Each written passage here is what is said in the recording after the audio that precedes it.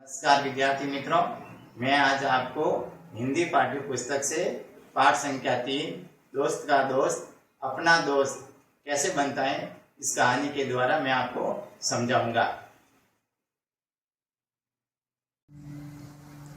दोस्त का दोस्त अपना दोस्त।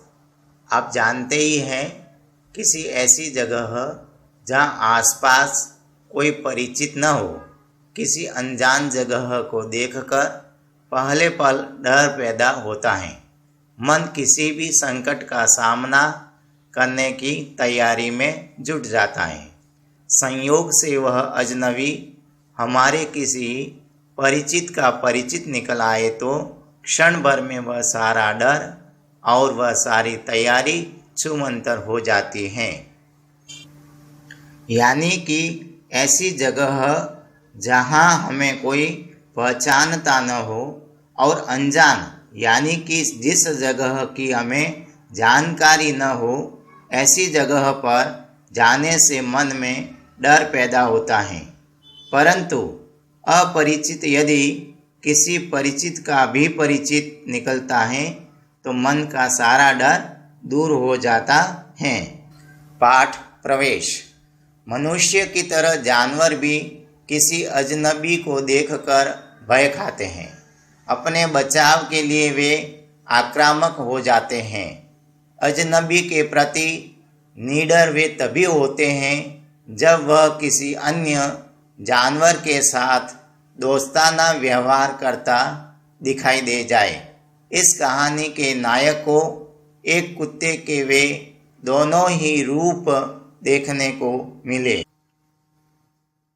यानी कि किसी अपरिचित से मनुष्य डरते हैं, उसी तरह जानवर भी डरते हैं और अपने बचाव के लिए आक्रामक हो जाते हैं या हमला कर देते हैं।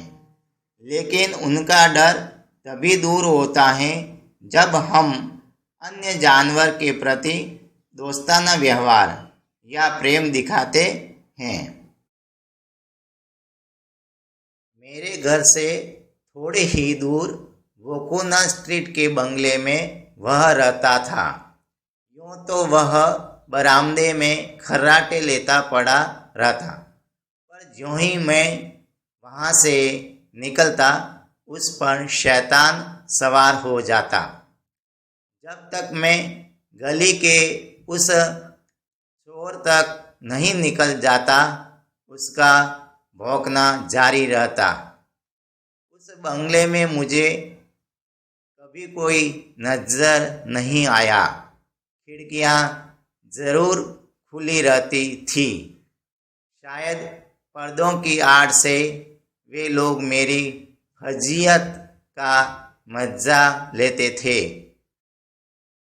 लेखक बता रहा है कि मेरे घर से थोड़ी ही दूर वोकोना स्ट्रीट के बंगले के बरामदे में वह कुत्ता सोया रहता था।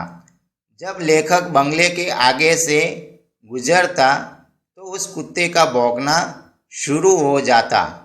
जब तक लेखक गली के किनारे तक नहीं पहुंचता, तब तक वह भौंकता रहता। अपने भुलक्कड़पन की वजह से मुझे अक्सर शाम को दुकान से सामान खरीदने जाना होता था। दुकान से लौटते वक्त और भी डर लगता कि अब की बार वह कुत्ता दूसरे छोर के फाटक से निकल आएगा। उसे फुसलाने के लिए मैं कुछ बिस्किट भी खरीद लेता। यही मेरा आखिरी बचाव था। पर इस समय वह हमेशा गायब रहता। गला फाड़कर भौंकने के बाद शायद पानी पीने के लिए घर के पिछवाड़े जाता होगा और फिर वहीं ढेर हो जाता होगा। लेखक को भूलने की आदत की वजह से उसे शाम को दुकान से सामान खरीदने जाना पड़ता। दुकान से लौटते समय उसे और भी डर लगता कि कुत्ता कहीं बाहर न निकल आए। कुत्ते को बहकाने के लिए बिस्किट भी खरीदता। कुत्ते को बहकाने के लिए बिस्किट भी खरीदता। कई दिनों के बाद मेरे ध्यान में आया कि इसी गली में एक और कुत्ता रहता है। स्ट्रीट के कोने पर एक कॉटेज नुमा घर में वह अपनी बूढ़ी मालकिन के साथ रहता था। वह भौंकता नहीं था, चुपचाप बैठा देखता रहता था। मैं वहाँ से गुजरते समय उसे हाथ दिखाता, सीटी बजाता और बुलाता, पर वह बरामदे में पड़ी कुर्सी पर बैठा रहता। वह काफ़ी दिनों से मुझे देखता रहा होगा। और का अर्थ है दूसरा, कॉटेज नुमा यानी खुले स्थान में बना घर। वह कुत्ता शांत स्वभाव का था। लेखक के हाथ दिखाने, सीटी बजाने पर भी वह कुछ प्रतिक्रिया नहीं देता था।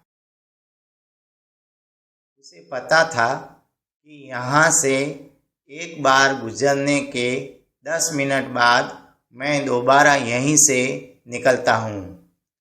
मेरे दुकान की ओर जाने के बाद वह बंद दरवाजे के पास बैठा मेरा इंतज़ार करता और मेरी आहट सुनते ही फिर बरामदे में कुर्सी पर जा बैठता और अपनी शरारत भरी आँखों से मुझे देखता रहता।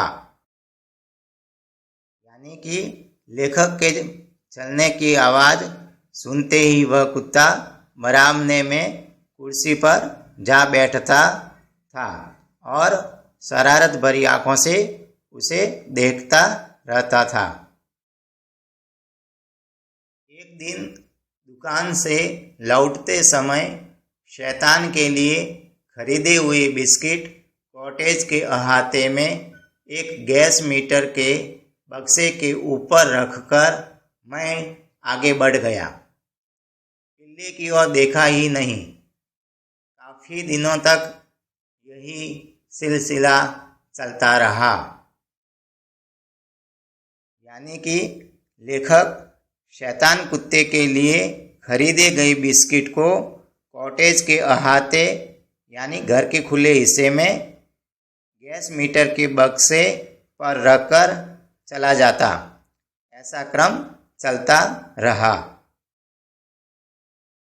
उस दिन दोपहर को मैं कॉलेज से घर लौट रहा था। गर्मियाँ शुरू हो गई थी। मौसम बाहर सैर सपाटे का ही था। हिल स्ट्रीट में घुसते ही मैंने देखा कि सामने संकरे फुटपाथ पर एक बूढ़ी महिला चली आ रही है। करीब आते ही मैंने उन्हें नमस्कार किया। उत्तर में नमस्कार करते हुए वे चौंक पड़ी। अरे, तुम तो निकोलस के दोस्त हो? फिर चश्मा ठीक करते हुए उन्होंने पूछा, तुम ही उसके लिए बिस्किट रखकर जाते हो ना? अर्थात बूढ़ी मालकिन ने लेखक को पहचान लिया और कहा कि तुम ही निकोलस के लिए बिस्किट रखते हो ना? बात अब मेरी समझ में आई तो उस पामेरियन पिल्ले का नाम निकोलस है।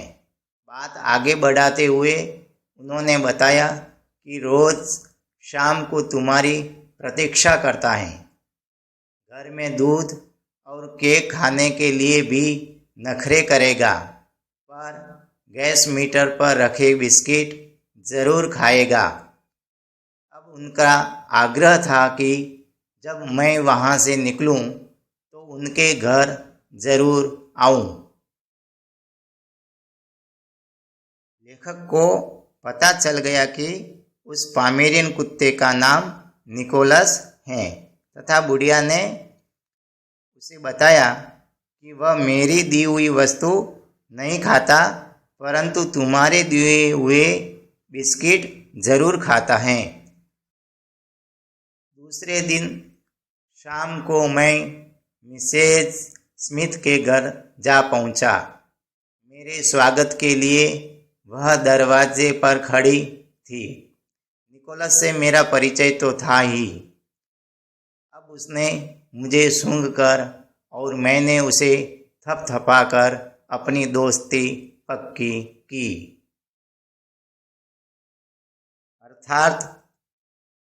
अर्थात बुढ़िया के कहने पर लेखक उसके घर गया और निकोलस के साथ दोस्ती बढ़ी।